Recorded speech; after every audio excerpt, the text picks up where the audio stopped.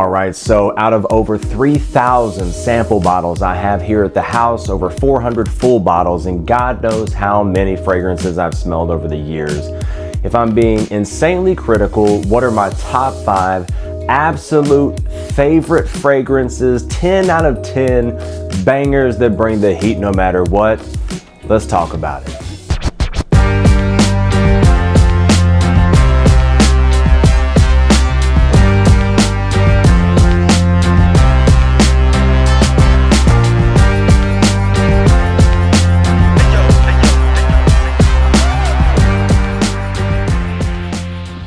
All right, welcome to Just Breathe Fragrances. On this show, we've experienced thousands of fragrances across every category to bring you honest, insightful, and unbiased reviews, interviews, and much more so you can smell your absolute best in every moment that matters. Okay, so today I'm bringing a list to you that, for me, is the list of lists. It's the top 5, my absolute favorite of all time in my collection anyway. So before I get into the top 5, I want to give 2 honorable mentions real quick. One is Mason Francis Kurkdjian's Oud Satin Mood Extrait de Parfum. Okay, so this is a beautiful rose oud fragrance that's just smooth and sensual, and it has great projection and longevity. Yes, it's about $400 on discounters, but it's one of those fragrances that 2 or 3 sprays and you're done. That's all you need. Even if you're an oversprayer, it creates this incredible jammy rose semi-sweet bubble around you, right? It's gorgeous. If you've never tried it, make sure that you get your nose on it. The other honorable mention is Versace Dylan Blue. That's why I've got this 200 milliliter bottle. So this is a comfort scent for me. It's just comforting. This is a shower gel fresh, kind of smoky masculine fragrance, and that 200 milliliter bottle is about $100 on discounters. So let's go ahead and get into the top 5. So the first fragrance that I'm going to be talking about is a little difficult to get here in the United States. It's actually something that's made a couple different lists already, which is Aaron Terrence Hughes' Addicted. Okay, so I'll go ahead and link one of the lists that it made for the fall fragrances video. This is a beautiful, boozy, chocolatey fragrance with just the right amount of sweetness. It is an extrait de parfum, I believe.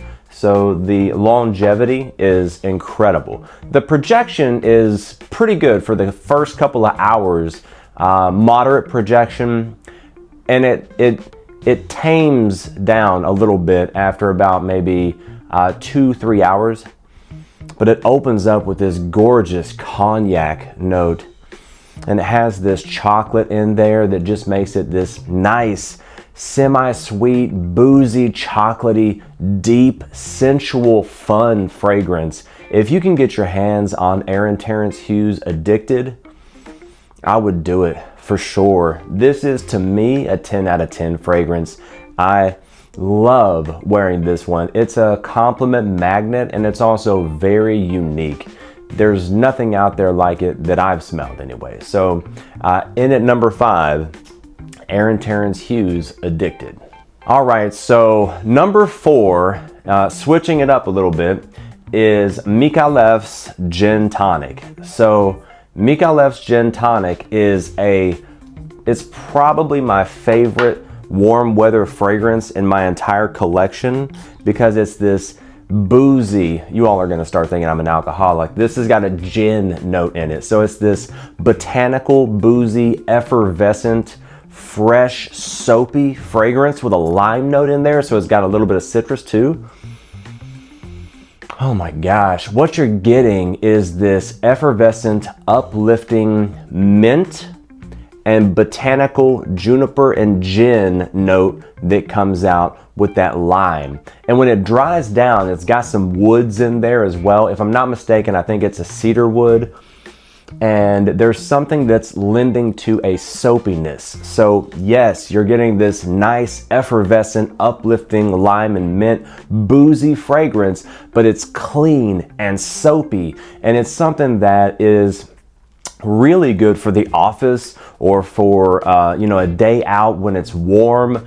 The only challenge that you have with gin tonic is it doesn't have the best longevity. It projects okay for the first several hours, but it doesn't last. It doesn't project well past about hour 5 or 6. Not on my skin, at least. But I overspray it and it lasts all day. This is one that I went on vacation to the Grand Caymans, and I'll link that video up here as well. And this is one of the fragrances that I took with me, and I wore the majority of the vacation. If you haven't gotten your hands on Mikalev's Gin Tonic, you owe it to yourself to do so. All right, so the top 3 were really difficult for me to say that this is number 3, number 2, number 1. It was splitting hairs, it really was. And so number 3 is Guerlain's Tobacco Honey. And this is a gorgeous fragrance. It's actually my scent of the day. So this will run you about $450, but it's worth it. Okay, so this is made by one of my favorite perfumers, Delphine Jelk. She actually created another one that's in the top 3. So this opens up with a blast of photorealistic honey, and it's a kind of heavy honey as well. I wouldn't say that it's that bright honey. This is a heavy, photorealistic, like you shoved your face in a giant honeycomb honey. And that's really all you get for the first 10 or 15 minutes, but then it starts to dry and change, and you get clove, you get tobacco, you get some vanilla in there. And whenever it finally dries down, what you get with this 10 out of 10 masterpiece is you get honey, clove, some spice in there, as well as some tobacco, a little vanilla, and it's just gorgeous. It's semi-sweet. It absolutely, it projects like crazy for the first several hours. This is one you don't have to worry about longevity or projection, and it's one that for me I just can't get I can't get enough of. Okay, so it's a little pricey. Sample it if you can find a sample, but this is one that will always be in my top 5 no matter what. All right, so in at number 2 is a beautiful Guerlain fragrance, once again from the perfumer Delphine Jelk, Shalimar L'Essence. This is a 2025 release, and to me, this is the epitome of elegance and class. I love this fragrance. I've let several people smell this one, and everyone that I've let smell this and experience this have loved it. I smell it right now. It's got great projection, incredible longevity. It just has this top quality formulation. Oh my gosh. So this is Vanilla Iris Musk, and it's this nice clean white musk. So if you like powdery iris fragrances and you want a little hint and sweetness with vanilla, this is the one. So this was their release to celebrate and commemorate the 100-year anniversary of their masterpiece, Shalimar.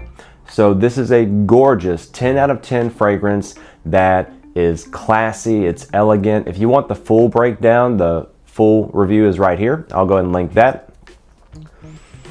But for me, I don't see this one coming out of my top 3 ever.